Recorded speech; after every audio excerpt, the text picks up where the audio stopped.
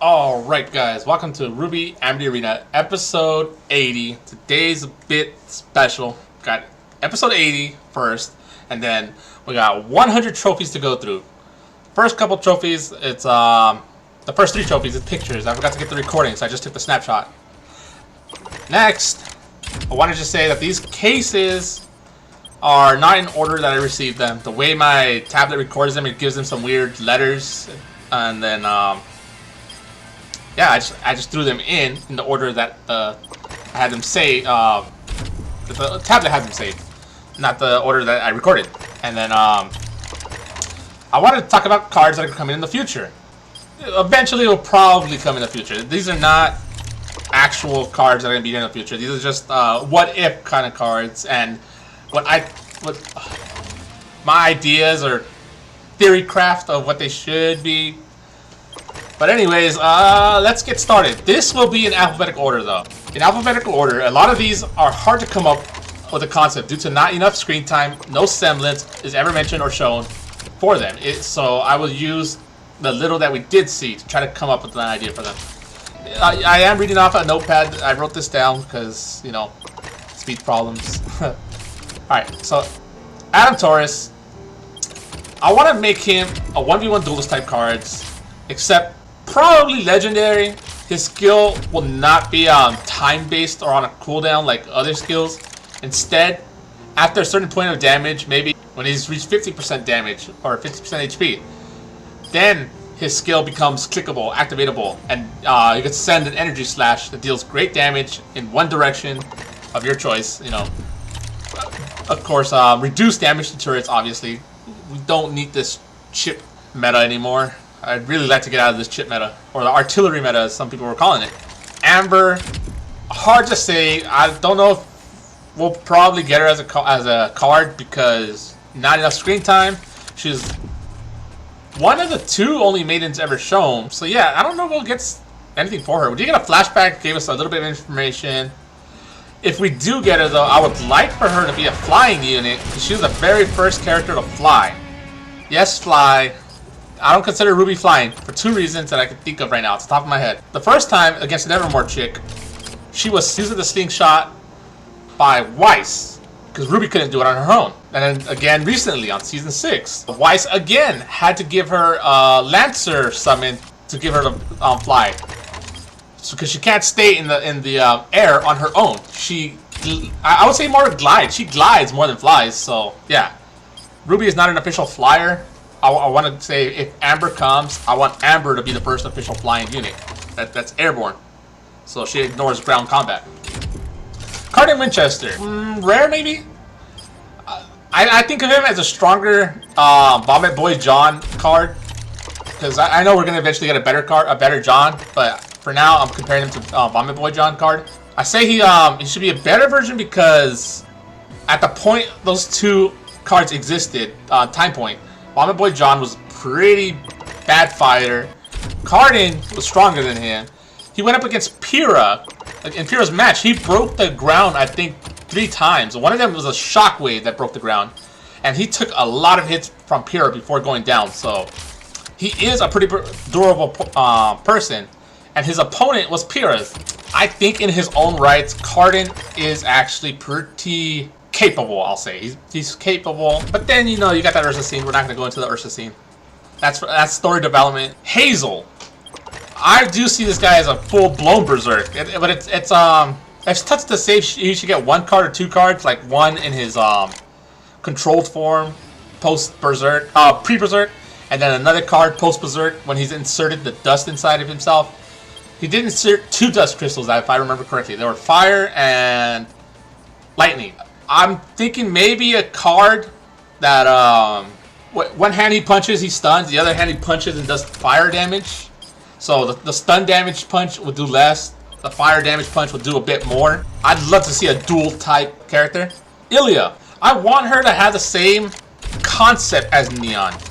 Run past enemies, ignored this time. Ignored. Instead of aggroed, she is ignored because she goes invisible. Even towers won't hit her until she makes contact with the tower won't hit her. But, hear me out. She can still take damage. AoE cards like Cinder, Rocket Yang, Barango if he happens to hit a unit near Ilya. So she will still take damage as long as it's not an attack type damage. Like as long as it's not directly focused on her. Once she is hit though, the stealth breaks and then she gains normal aggro again. So yeah, give her a little bit more HP and a little bit more damage as leeway because she will only focus towers. So kind of like a Neon concept, but just not as busted as Neon. Ironwood. I want this kind of to be an epic version of the junior card. He gets 2 AK-130s in front of him instead of, you know, handyman, whatever they're called. He gets his ranged pistol. He'll deal more damage and shoot faster than junior since it's not an AoE type attack. Yeah, it's not an AoE type attack. The explosions came from the robots he was destroying. But yeah, I would think just a better version of junior. Only problem is I cannot think of an active skill for him. Lyren's dad. I want to make him like the middleman of Cinder and Mei. Give him the range of 6.5. So he's not as long range as Cinder. Or Mei. And give him an attack speed of 1 shot per second. Pretty simple. It's just a ranged unit. Probably same aura cost. He'll probably do a little bit more damage than Cinder. Well, not a little bit. He'll do more damage to Cinder. Maybe not as much damage as... No, definitely not as much damage as Mei, because he's going to be shooting a little bit faster. Probably give him the rare card. Leonardo, Lionheart. This one was really hard, because again, we didn't get much combat from him. I just wanted to give him like a coward-like ability. Something like if he takes damage, he'll fall back a little bit, but... It's a little hard to implement in this type of game. I really don't know what I want Leonardo to have. Milani and Milsha Malachite? Yeah. I want them to be common. Maybe you can go up to rare, but if any card is going to be like the Elite Barbarians of Clash Royale, I think it should be these two. These are perfect for a 2-unit card. Perfect. They'll have decent HP, high damage, medium attack speed, and fast movement speed. Like, these guys are, these girls are perfect for Elite Barbarians. Oscar Pine, pretty difficult to put. I was thinking rare when he's summoned. For 3 seconds, it's Ozpin who's in control. He'll have really fast attack speed for those 3 seconds that Ozpin's in control. And after this, the seconds are up, he's just a regular Oscar. He loses the attack speed, but that's the only stat he loses. This would make him like a really great defensive card. Because pretty much his timer would be out by the time he traveled. So you would really use him as a defensive card. Maybe 2 to 3 aura. Peter Port, the other teacher who we do not have a card yet. I want to make this card another copy card. A direct copy of the Huntsman from Clash Royale. He will fire his blunderbuss at enemies like a Huntsman. The closer they are, the more pallets hit, and which means the more damage they take. Just the more closer they are to him, the more they take. So basically melee units. Melee units are going to have a hard time with this guy. Ranged units, he'll still be able to damage them, but he's not a good counter to them. Well, no, he'll still have good counter against flying units, as long as they're short range, like the Griffin and Lancers. I guess characters with bigger models will probably also take more pallets. It's hard to say. Ranged units is where he'll be bad at, because not very many pallets will probably hit a ranged unit. Now, Raven Bronwyn, definitely he's got to be at minimum an epic. Her semblance is non-combative. It's going to be another map movement skill because, you know, it's a teleport semblance. So the difference is, in the case of Raven, there needs to be someone she has a close attachment to in order to teleport.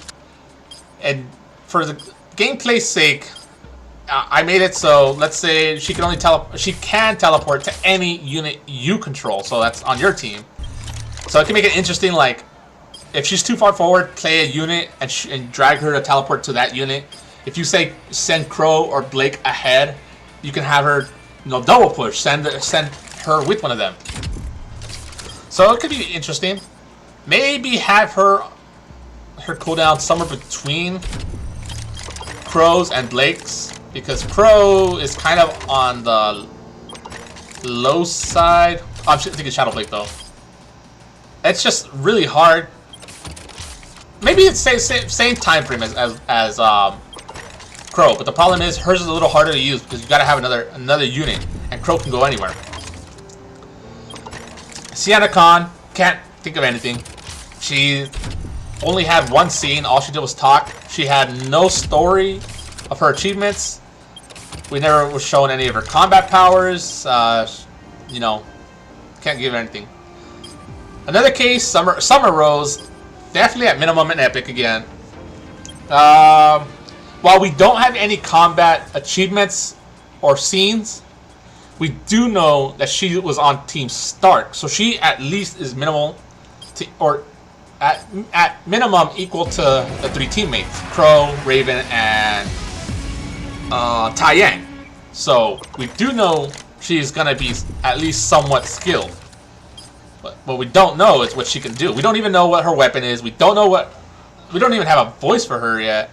So I'm almost certain we won't have to worry about a card coming out for her anytime soon. So I'm not really gonna give any guesses because I can't make one. Tai Yang Jialong, we know he's a skilled fighter because he trained Yang, and we all saw from volume 1 to volume 6 how talented Yang is as a fighter. Tai Yang is a teacher in a combat school in Signal Academy. He still regularly goes out on missions, so we know he's active. He's not rusted or anything. At least he shouldn't be. I think he could be like a Roman unit, not in skill-wise, but single target, high damage, maybe medium to high HP, but faster attack speed and movement speed than Roman. Tyrion Kalos, probably the first unit that's going to have a poison effect. Any unit hit by him has their movement speed and attack speed reduced. They'll have like a poison debuff. Not sure if I want to add poison damage on top of it, because that accumulating all that together in one would be a little too OP. So I just want to reduce their attack speed and movement speed for now. He can have a short range dragging skill like Roman. You click, drag to the enemy unit or friendly unit, but in this case for Tyrion it has to be an enemy unit. Drag it, click on them, and then his stinger, maybe like 4 units away, can apply that poison effect. The poison effect maybe won't last too long, maybe 2 seconds from the last moment they were hit. And of course the poison can affect towers. I think Tyrion would make a great poison card. Velvet, this one's kind of a bit of a long one. Alright. With Emerald already having the copy effect, I'm really, really mad that they gave Emerald the copy effect. Emerald was an illusionist. She didn't really copy much. She just made people see things, and most of the time what she made them see was not even copies. I remember Pyrrha was the only time that she saw copies. Against their fight against what was her name? Amber? I think Amber the Fall Maiden. It wasn't even copies. She just made her really disoriented during the fight, making her lose track of her enemies. Against Yang, made her see what's his name? Mercury as still trying to attack her. So I am really upset that they gave her the copy ability when Velvet was the best copier in the series. So now, alright, I would have said Velvet was the most deserving of the duplication skill, bar none. So now I don't know where to put her. If I said make her copy the last card played, then she is Emerald, but suckier. Not to mention the order cost would probably be more expensive for a worse copy of an Emerald skill. Emerald was given the wrong skill in my opinion. Only scenario I can think of now is to copy the last skill you used. A skill which doesn't really fit for Velvet, but that's the last thing I can think to give her. Velvet doesn't initially have a skill unless you've used a card while she's on the field or just last card used. I can't think of it. I can't think of an idea of what to give her. Like, say you play Weiss and Velvet, you gotta use the Weiss skill first, and then Velvet gets that skill. It's just the very last skill you played. Penny skill, Velvet copies, because we've seen that she can copy energy-based weapons too, which is kind of weird, because I don't know where she gains that energy from. Problem is, then you got units like Crow, who it's I don't know if I should call it a genetic or semblance, because his semblance is bad luck. The ability to turn into a crow was a modification.